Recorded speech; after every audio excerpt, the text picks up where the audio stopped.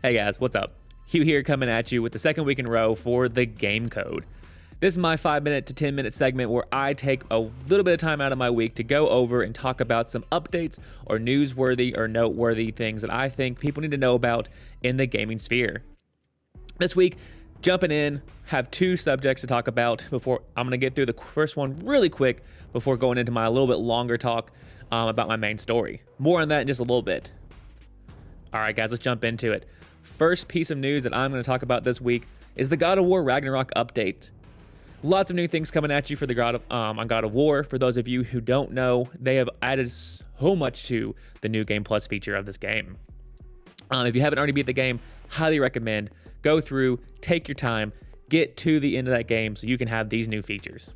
But some of these new features include new equipment. We got the Armor of the Black Bear cloak. This is the cloak from the very first part of the game where you see Kratos and Atreus riding in the snow. It's that warm fur that Kratos is wearing. It's going to be a new armor that is actually available from the moment you unlock New Game Plus. For those of you who like a little bit more of a challenge, they've added a couple different things that make this game more challenging in New Game Plus. One is going to be Spartan armor. This is an armor that literally has a level 1 cap, no perks equipped, and no stat updates. It is literally for those of you who want to go in and show that you can handle the most difficult gaming situations out there.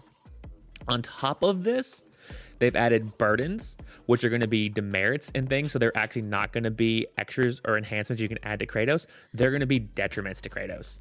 The one they highlight in the article that I'll reference and actually link below is that you can equip things like while rolling, you automatically implement or have freeze or slow down status effect to Kratos during battle at all times. These are for the hardcore people who want to literally show that they can roll and rock at this game. Other new armors, we're getting a return of the Ares and Zeus armor from the 2018 release of God of War. Nothing new here that I've seen for perks. They're going to be the same kind of general information as last time. Other new updates, we're looking at armor appearance updates, so new color for the armor. We're looking at a new level cap. We're looking at new progression paths, expanded Niflheim Arena, where you can actually choose who you want to be as your partner and train with. In-game bosses have gotten an update, so they're going to be more difficult, as well as enemies in general. And the other new one that I thought was really cool, and I want to look into a little bit more, is there's new enhancements. So if you play through the game, you know that certain armor sets have enhancements that multiply on top of each other the more you have equipped. But you had to have those armors equipped and you couldn't kind of mix and match. They've done a new feature now where with your equipment, because you have a new level cap and you can go past level 9, they'll award you what are called gilded coins.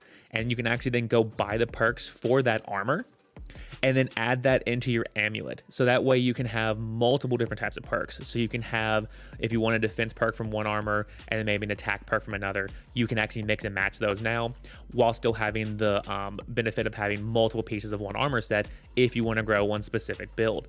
This is going to expand and explode all the different types of builds that people can have in this game.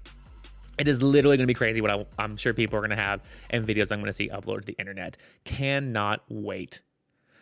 The only other thing with this, there's two other updates they've given. They have now included a black and white render mode and the ability to skip cinematics. So if you're looking to maybe speed run or get to the game quicker, it's going to be a lot faster and easier to do, so you don't have to watch all the cinematics for a second time when you're playing through New Game Plus. All right, guys, that is everything that was talked about or mentioned in the article I read about the God of War Ragnarok update. Please let me know if you have downloaded this and to play through or intending to play through this week, some of the things that you've found out or some of the new enhancements that you build or some of the new builds you're going through. I would love to hear about them and maybe try them out myself. Really looking forward to hearing about that. All right, I know I sped through that, but that's because, like I said, I give myself 5 to 10 minutes here. I don't want to take too much time. I don't want you all to take too much time. Just giving you the highlights here. But my main thing, topic-wise, I want to talk about that came out this week that I could have probably spent the entire time this video is the Super Mario Bros. Movie.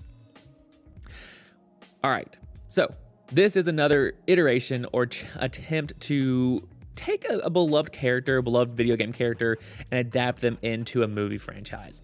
I believe Sonic did a decent job with it, but we all remember the original. I mean, I guess not all of us. Most of us probably remember the original Mario Bros. Back from like the late 80s and 90s,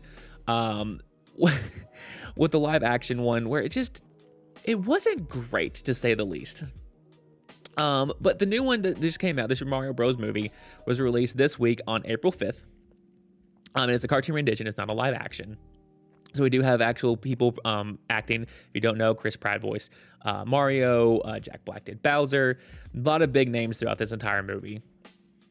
But here's my take on this movie. Watched it just last night, and I have to say, I honestly loved it. Was it a great iteration or kind of like showing or highlighting what Mario is capable of and the true love for Mario? I think it was. I think it was actually very like accurate and like stuck true to what Mario stands, and people who have been fans of Mario for years will really remember and understand about the game. There's so many references to past history. There's so many references to other games that they did. You had to like be very like observant to see what was going on.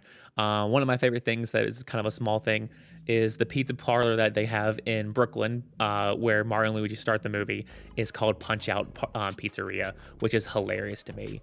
If you're in this, there's a part where they get to the Mushroom Kingdom and Mario's walking through the shopping area. There's an antique shop, and you see all the 2D items, and there's one that they're selling one of the flutes where you can skip from world to world, and they're trying to sell the flute, which is hilarious. So yes, it pays off a lot. If you're a true Mario fan, you'll pick up on a lot of these things. Some of the issues, and I'm trying to be spoiler free as much as possible here. Some of the issues that might have occurred to me, I feel like they may have tried to include almost too much. I know for those of us like myself, I'm a huge Mario fan. For people who have grown up with Mario, you're going to recognize and appreciate a lot of these. But the movie was only an hour and a half. It's a kid's movie. It was made by Illumination, the same people who brought you Despicable Me, and movies just like that, like Minions and things. So you had to get through a lot pretty quickly, but they included references to like Super Mario Bros., Super Mario World, Mario Kart, Mario Galaxy, Luigi's Mansion, all of these things. Like they tried to loop in and kind of like bring in a lot of games, and it worked, but it was a lot. So they maybe could have like pulled back a little bit and maybe slowed it down some. And the other big thing that really kind of bothered me, and it was just a small thing, was Princess Peach had a very weird character model to me. And maybe it was just me, but every time you've ever seen her in a game, she's never talked. So when Princess Peach was just standing there or walking around, she was spot on. Just like all the other characters were extremely close and iconic to all the different iterations you've seen of the characters. However, we've never seen Princess Peach talk or emote or do anything. So when she was actually talking and you saw her be expressive or saw that her face was moving, it was a little weird to me. It threw me off whenever she was on screen. And that could be just a personal thing, but that did stick out to me a little bit. But other than that, the all-around movie was great. If you are watching it, wait till the end of the credits. There is an after-credits scene. There's actually two, a mid-credit roll and an after-credits scene. So make sure you wait to watch the after-credits scene. But I think they did a really good job with the movie. I think the plot was heavy enough that they actually did get a lot of the main points of how, Bowser and Mario's relationship and things set up for it. And they did open up to have possibly a sequel in a Mario movie world. There was one character, I think, that stole the whole movie. And it literally was the Star Sprite or the Shine Sprite, I forget what they're called, from Mario Galaxy that was stuck in a prison with Luigi in Bowser's fortress. To me, best character in the entire movie. Every time that person was on screen, I died laughing. But I highly recommend the movie. If you are a Mario fan, you're going to love it. If you have kids, I highly recommend taking them. Just go watch it yourself, honestly. It is worth the price of admission. All right, guys, that is my take on the weekly gaming news for the week of April 3rd. I hope you are enjoying these. I will see you all next week with my next update. Peace.